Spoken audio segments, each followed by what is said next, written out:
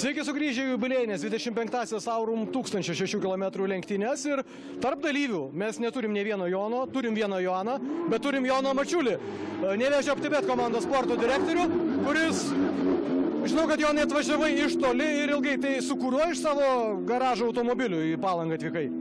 Su Porsche. Su Porsche teko apsilankyti čionais ir pavažinėti tiek šį savaitgalį truputėlį pirmyn atgal, tai geras automobilis, geri keliai. Jeigu būtų laiko, tai čia, kaip sakyti, šito prekinio ženklo fanai irgi šiandien turės ir specialų renginį ir turi galimybę važiuoti. Žinau. Teko dalyvauti tokiam renginyje čia prieš keletą metų, tikrai labai geras renginys, labai patiko, bet šį kartą teks praleisti. Bet tada pačiam jau kaip Porsche vairuotojui iš principo, kiek važiuoji sąžiningai pagal eismo taisyklės, jeigu galima klausti, ir ar čia tada tame renginyje buvo šansas jau pasileisti plaukus ir pavažiuoti maksimaliai, kiek automobilis leidžia ir kiek pats, aišku, sugebi jį valdyti?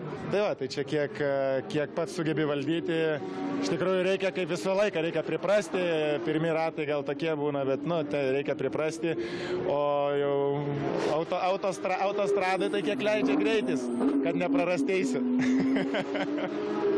Už kurią komandą, kaip sakyt, palaikytum ir sirgtum ir sirgsi labiausiai rytoj per pačias lenktynės? Ar tie, kurie važiuoja kažkurio iš Porsche modelių, tokių turim labai daug, ar, nežinau, Mercedesas, Audi? Bendra pavardį, tai už bendrą vardį tai yra. Už Joną, šiaip tai ne. Šiaip palaikysiu, iš tikrųjų, ne tai, kad palaikysiu, bet tikrai atvažiavau šiaip pažiūrėti renginio galingų automobilių, iš tikrųjų man tas labiausiai garsas, benzino kvapas, tas labiausiai veža, ne tai, kad kažkuria būtent komandą palaikyti. Kolegų krepšininkų mes irgi tradiciškai matome, čia ir Jonas Valančiūnas būdavo, aišku, visus jūs ten pagal ūgį, ir trenerį Antanas Reikia matydavom, ir Elijus Žukauskas.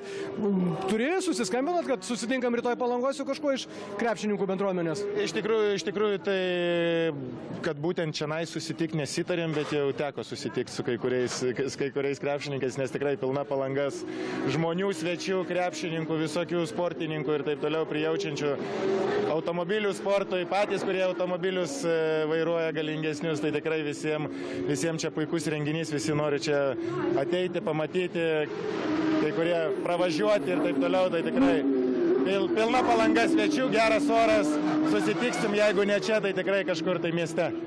Paties šiandien dar laukia kelionė, renginys ir rytoj ko gero vėl sugrįžti pažiūrėti?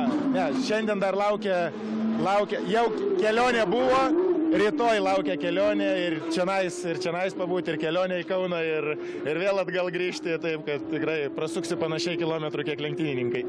Gero kelio ir iki pasimatymo Palangoje arba kažkur kitur.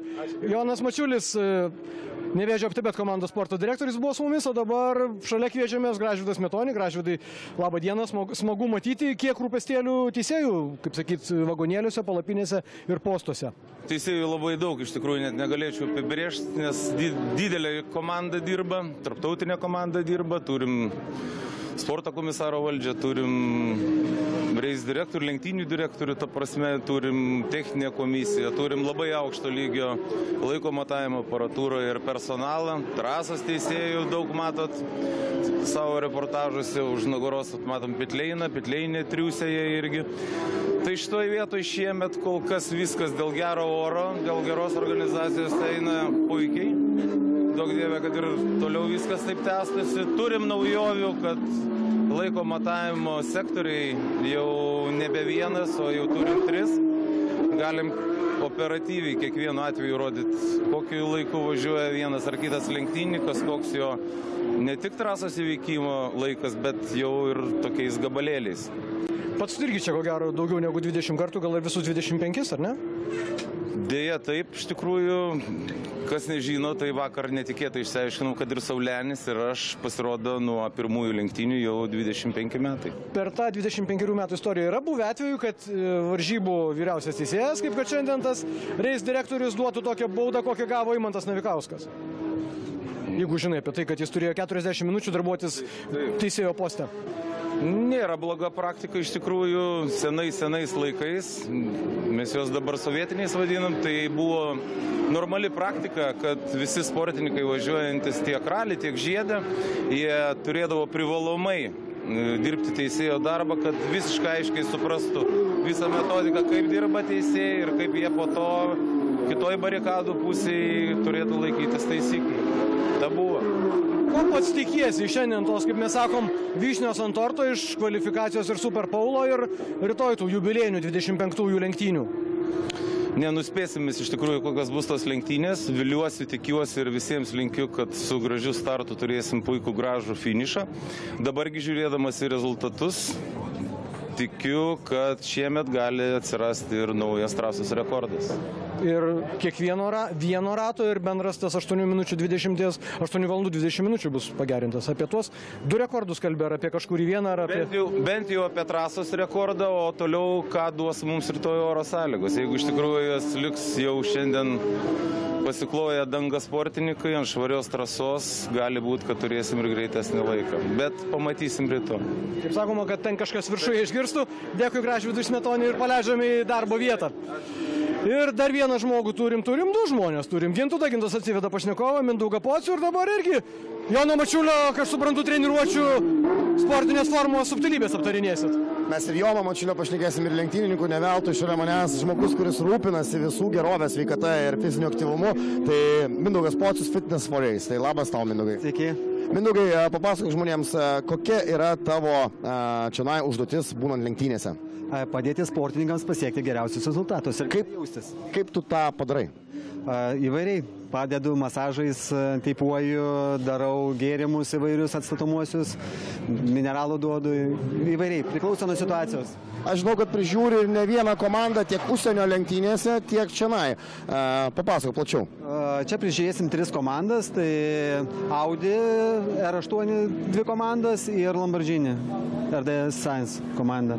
Tai tu realiai prižiūri visos komandos visus pilotus ir komandos vadovus? Principė taip. Kaip tave teisingai kreiptis?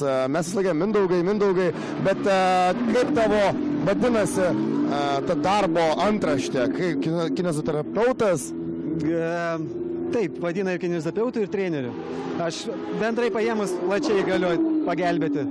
Bet tau Lietuvos lygis jau nėra, ne lygis galbūt, tas darželis Lietuvos jau darosi per mažas, tu jau kažkaip jau lendi tuos platesnius vandenis ir pats Kretoje gyveni jau kurį laiką. Aš gyvenu Ispanijoje jau 3 metus, bet dabar pradėjau važinėti irgi ir padedu RDS Science komandai Europos 24 valandų varžybose fiziškai ruoštis ir varžybose atlaikyti krūvius, tai gan plačiai tai bandom. Kokias pavardės skambės esi prižiūrėjęs, dabojas ir gero linkėjas jiems? Tai Rokas Bačiuška ir daug ir Žala Vaidotas ir Kancius Laisvidas, tai tų pavardžių yra tikrai labai daug. Čia sklinda kalbos, kad Jonas Mačiulis net atsikraustė būti tavo kaimynų, kad tik tai galėtų pas tave užsukti štai tokių kokteilių, kuriais rūpinasi Mindaugas čionai ir mūsų štabe. Ne, tai čia gal pajakavo, bet šiaip buvom kaimynai, labai netoli gyvena vienas kitą. Ačiū, tai buvo Mindaugas Pocius, Fitness for Race, tai jeigu tik tai užsiemate fizinę veiklą, tai Mindaugas jums tikrai padės. Ačiū tau, Mindaugai. Turime ir dar vieną pašnekovą. Ūgiu gal nepasižymi Jonui, bet pločių permoka tik tai. Tai yra nebankrutuok.lt by Exit RD Science. Eugenijus Andrulis, kuriam taip pat Lietuvos žemė, Lietuvos lenktynių trasos darosi per mažos, bet Aurum 1000 km lenktynėse jis yra tikrai matomas. Ir Eugenijau, turėjai incidentą. Aš neturėjau. Tu tai kaip visada su manim. Turėjote incidentą jūsų komanda. Papasakok plačiau. Komanda turėjo incidentą. Timas pirmą kartą šitoj trasoj. Jis labiau pripratęs prie didžiųjų trasų europinių. Visi labai karšti, visų laikai labai stiprus, tai gal truputį perdegė. Vėlyvas stabdymas ir turim, o čia klaidų negali daryti, ir turim sienelę. Eugenijau, pats, kai pamačiau jūsų registraciją ir Tim Müller, sužinau, kad jis yra vokietis gyvenantis Šveicarijoje, bet tik tiek. Ką gali papasakoti mums daugiau apie patį Timą? Tai Timas yra jau senas, ne pagal amžių senas, pagal dalyvavimą varžybose, jau turintis daug patirties, ypatingai su GT3 klasės automobiliais, dalyvavęs su daugeliu komandų įvairiose serijose, 24 valandų serijos, tai tikrai su didelė patirtim. Jis su mumis važiavo Italijoje Misano, jo vadinamas tas peisas tobulas, Jis nėra kažkoks kosmiškai greitas, bet jis yra labai stabilus ir greitas palyginus vairuotojas. Ir kas šiandien atsitiko, jis pats toks jaučiasi labai blogai.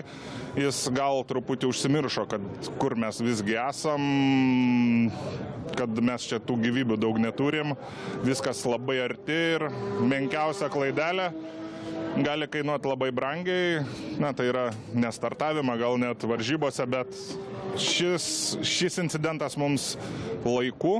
Mes į kvalifikaciją suspėjom, viskas gerai.